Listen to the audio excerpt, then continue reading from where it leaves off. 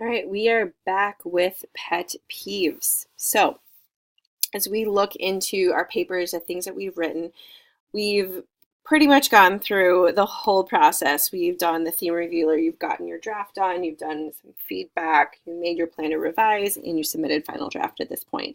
Next steps, though. The in-class group worked on having a clear articulation of their point of view.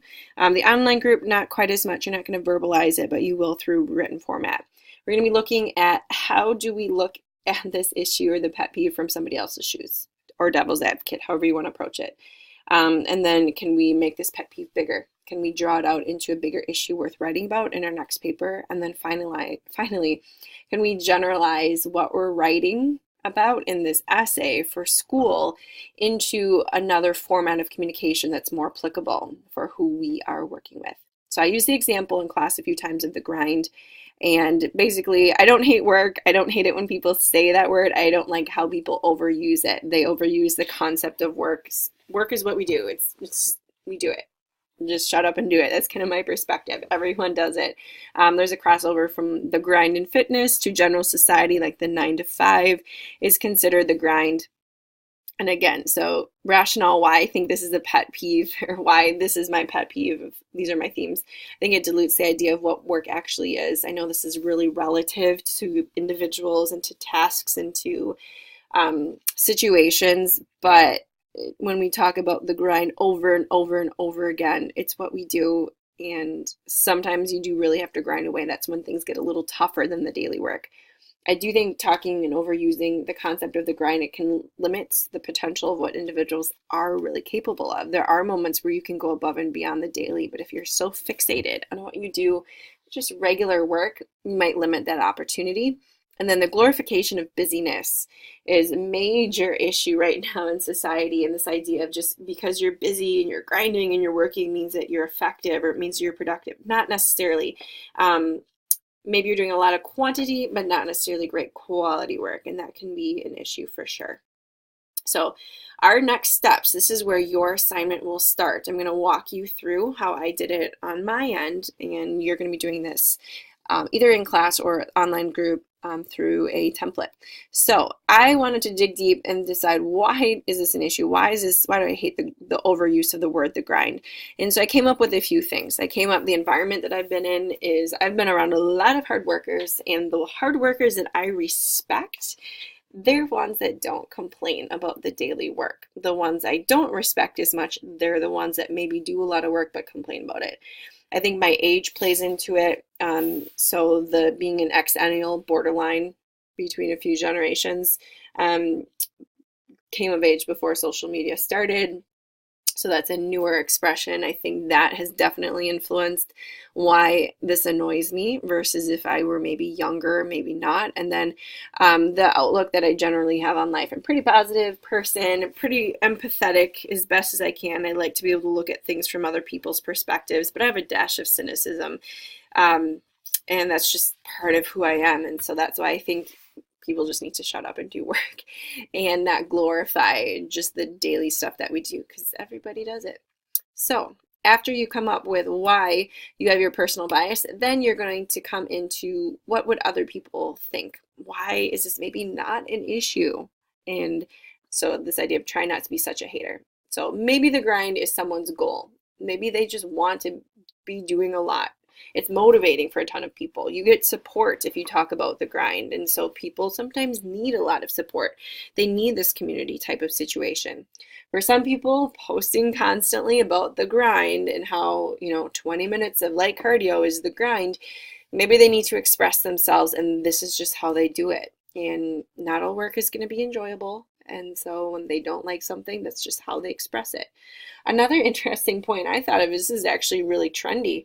It's popular to talk about the grind and to half complain about it, half compliment yourself on it. And so, for example, people that make products that talk about the grind, like t-shirts, you can make money off of this. And that is a great thing to do if that is what your job is or your business is about. And then I also have to remind myself that there are generational differences about what work is. Sometimes we just have to accept those generational differences and be happy people are working in the first place. And so if they need to express some emotion about their daily tasks, but they're still moving and working, maybe it's not as big of a problem as I thought it was.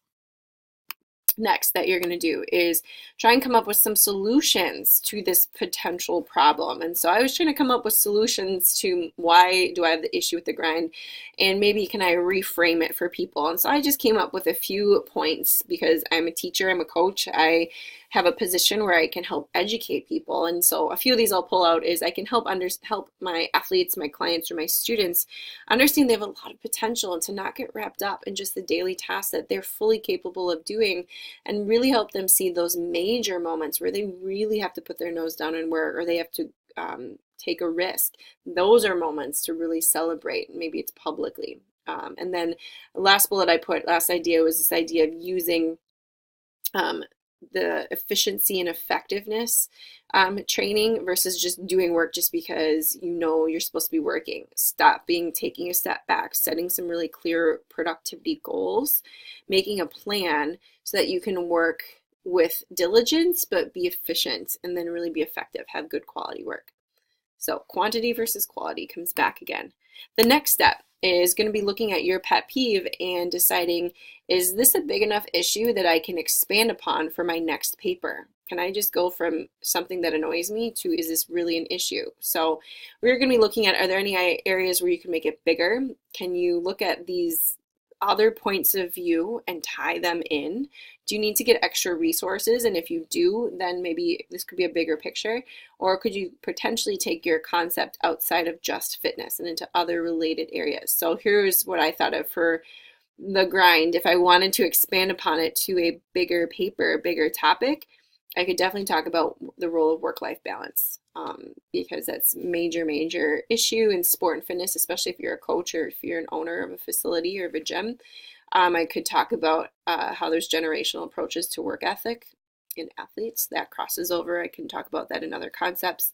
And then also in strength and conditioning, there's lots of different debates about volume versus specificity of work, and is just because you're working fast or harder for a long time, is that beneficial? Could you do a lot less or a lot more with less time? So these are all three areas I could potentially write my next paper on if I wanted to. I could make the picture bigger. And then finally, we're going to be taking what you just wrote, your pet peeve, and doing a little bit of brainstorming. Can you generalize this to another audience? It's called external validity. So I'm giving you a few options. You're going to have to pick one for the part of your assignment, and picking one of these options, you're going to be explaining, well, how would I reframe what I just wrote, my 500 to 700 word essay, if I were going to then write a blog post to a different audience? What would I change? What would I add? If I'm going to do a social media post about the grind, well, I need a picture, I probably need a video, I'm going to need to put some text in, but I'm definitely not going to copy and paste my entire paper. So what's the copy that I'm going to write? If I have to do a presentation, maybe for some of my peers at a coaching summit, how am I going to talk about this issue without just reading the paper? How do I make it exciting? How do I add a few more examples? So it's really just brainstorming what you wrote about and coming up with how would you take that concept, how would you take your analysis into another population. That is it.